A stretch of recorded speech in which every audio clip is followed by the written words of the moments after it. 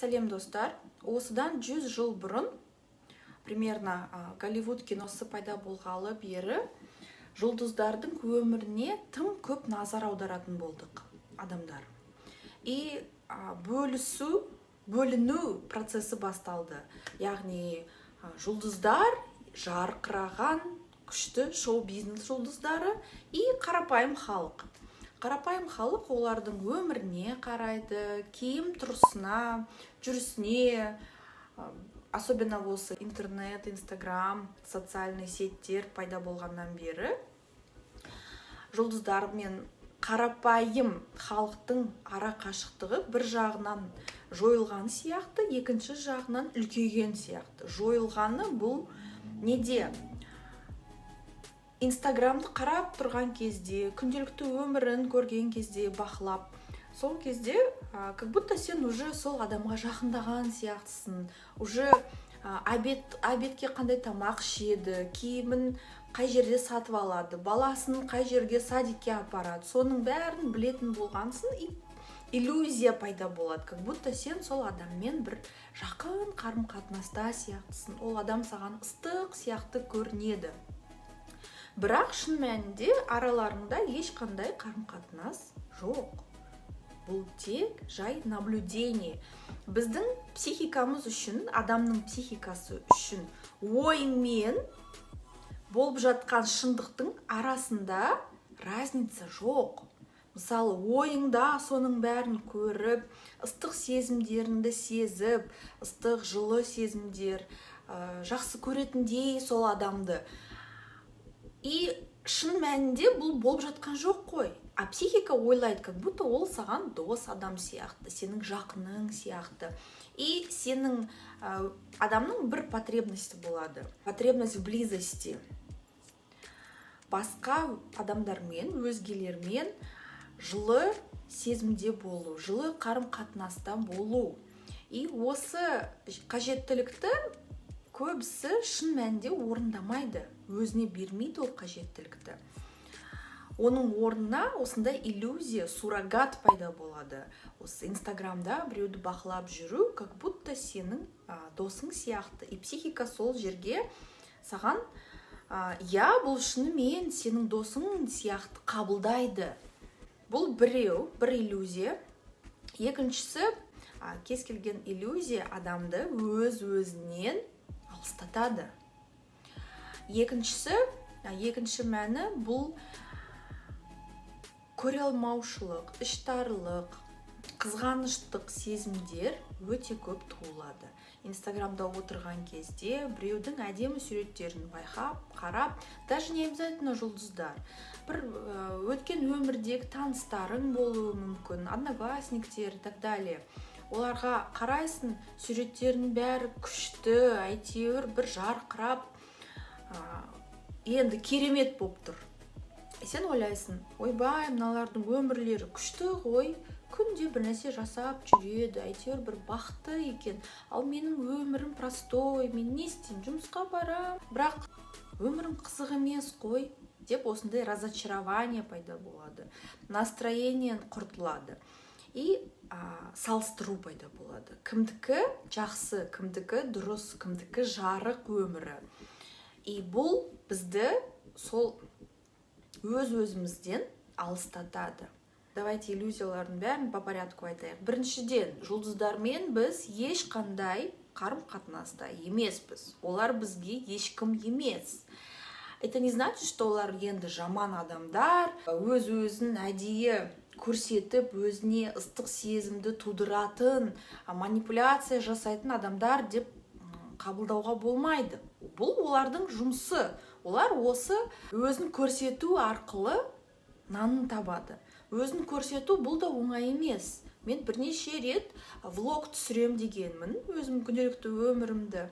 Оңай болмады маған өмірімді көрсетуге. Мен кейбір жақтарын өмірімнің көрсеткім келмейді.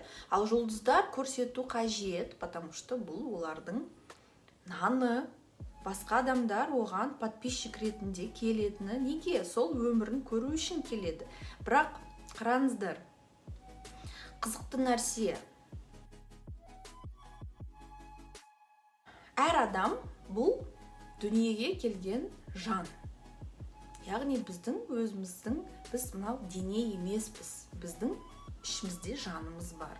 Жанымыз осы дененің ішіне келген, өмірге, дүниеге келген, осы өмірді сүремін деп келген, осы планетаға келген. Не үшін келді?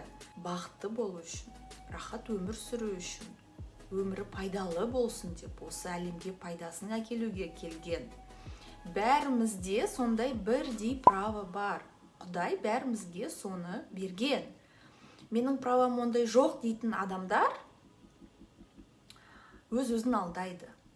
Егер сіз азанда тұрған кезде көзіңіз ашылса, значит, все, осы өмірге билетіңіз бар деген сөз. Осы бір күнге 100% билетіңіз бар. Бұл билеттің ішіне не кіреді? Осы әлемнің түрлі сұлу, керемет, табиғи нәрселерін көру үшін. Қазір қыс болса, қарды байқау үшін. Күнді, аспанды, ағаштарды, жеміс-жидектерді, басқа адамдармен қарым-қатынасты байқау үшін. Соның бәрін зерттеу үшін, өзінің өмірі арқылы дәмін тату үшін келген осы жерге жан. Біреудің өмірі басқаның өмірінен маңызды емес. Потому что бәріміздің өміріміз бірдей, маңызы Құдайдың алдында бірдей. И сол маңыздылықты, осы құндылықты, өмірдің құндылығын өзіне қайта алу керек. Басында видеоның мен айттым, жұлдыздарға бағыну, оларға аузын ашып қарап, бақылап жүру, ойбай, мынаның өмірі күшті ғой деген нәрсе өз-өзіңнен алыстатады. Бұл сәтте адам өз-өзін басады. Мен өмірім жаман дейді, значит, ол Құдайға айтқан посланиясы, жолдауы. Құдай, сен білесің бе, сен ақмақсың. Сен маған дұрыс өмір берген жоқсың. Мен өмірім вообще ерунда, фигня. Ананың өмірі қайда күшті дейді. Бұл не деген сөз? Бұл Құдайға сабақ беру деген сөз. Құдайды, яғни өзіңнен жүрген бір ақмақ сияқты қабылдау. Бұл не? Бұл өркөкіректік, гордыня дейді. Адам өзін тапқан кезде, өзінің жүрегін өз-өзіне ашқан кезде, өзінің жолын тапқан кезде, күнделікті өміріне ризашылығын білдіре бастаған кезде, сонымен қатар өзіне шындықты айта бастағанда, оның ішкі шын дүниесі ашылады. И өз-өзіне ашылған адамның көзі жарқырап тұрады, жұлдыздай жарқырап тұрады. Сияющие люди дейді оларды. Осы адамдар, ондай адамдардың қасында ұзағынан тұрғың келеді. Сол адамның әңгімесін тыңдағың келеді. Просто қасында отырғың келеді, потому что ол адам өмірге деген ризашылығы, өмірге деген сүйіспеншілігі мол. Әр адамның өзінің тұла бойында шын өзегі или шын ядросы болады. Ядро деген бұл сол адамның потенциалы, яғни осы дүниеге не үшін келгені жайлы программа. Ол программа қайдан пайда болады? Жан осы дүниеге келер алдын өзі сол программаны құрастырады. Планы болады. Осы дүниеге келген кезде, осы өмірімде мен осындай нәрселер істегім келеді, осындай күшті нәрселер көргім келеді, мынандай пайдамды тигізгім келеді, мынандай рахатымды алғым келеді деп сол программаны алады да, и сол программамен келеді. Сол ядро потенциалымен келеді осы өмірге. Другое дело, потенциалын полностью аша алады ма, сол полностью қолдана алады ма оны, бұл уже екінші сұрақ. Бірақ қандай да бір жағын, қандай да бір бөлігін по-любому ашады адам. Потенциал деген ол не обязательно, что әлемді құтқару, бір үлкен математикалық нәтиже шығару, бір эксперименттер жасау емес. Кейбір адамдардың потенциалы, яғни программасы осы өмірде өкпені жазу, өкпемен жұмыс. өкпе эмоциясымен жұмыс. Әр адамның потенциалы әртүрлі болады бір өмірге. Кто-то приходит, чтобы научиться любить. Кейбіреуіміз өмірге өкпені жазу үшін келеміз. Кто-то приходит, чтобы побороть страх какой-то. То есть әр адамның өзінің осы өмірге деген потенциалы болады.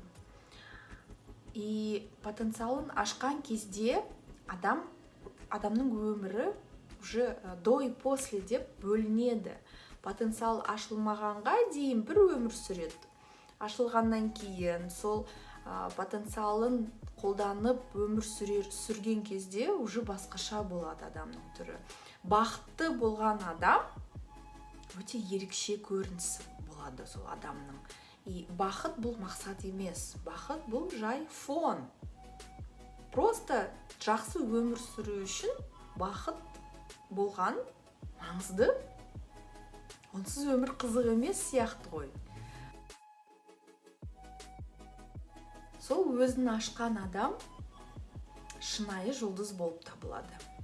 Әр қайсымызда сондай таныстар бар.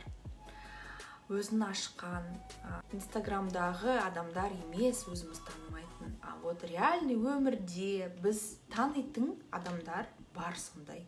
Өзін ашқан, өміріне ризашылығы бар, өмірінен рахат алатын, өзіне ұнайтын жұмыс істейтін, өзінің сүйіктісін тапқан.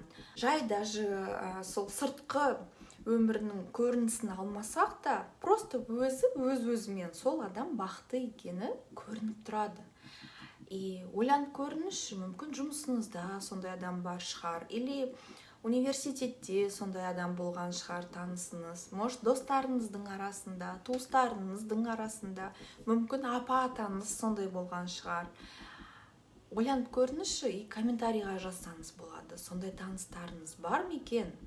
Олардың күйі, кейіп көрінісі қандай екен? Олардың бақытты екенін қалай түсіндіңіз? Өзін тапқан екенін қалай түсіндіңіз? Қалай көрінеді? Қандай басқа адамдарға, сізге қандай әсері тиген сол адамдардың? Осының бәрін комментарийға жазсаңыз, маған өте қызықты болады.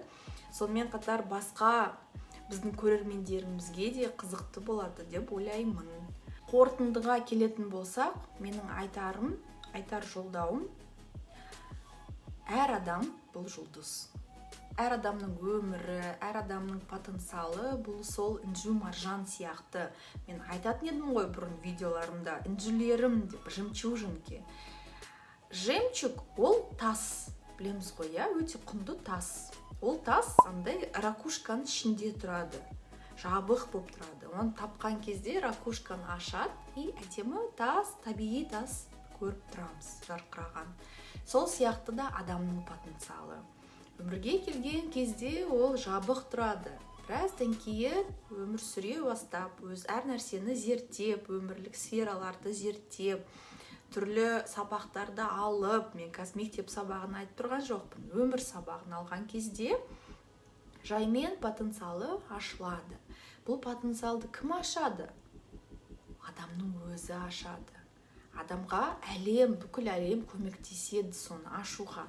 Біздің әр проблемамыз, әр задачамыз, өмірде туылған ситуация, жағдайларымыздың бәрі сол потенциалды ашуға көмектеседі. Өмірде жаман ситуация болмайды. Оның бәрі бізге керекті опыт. Сол бүгінге осы, достар, мүмкін осы тақырыпты тағы да талқылайтын шығармыз. Келешекте болатын видеоларда көреміз, мен ойланып көрем. Сұрақтарыңыз болса, осы комментарийдің астына жазсаңыздар болады. Сонымен келесі кездескенше сау болыңыздар.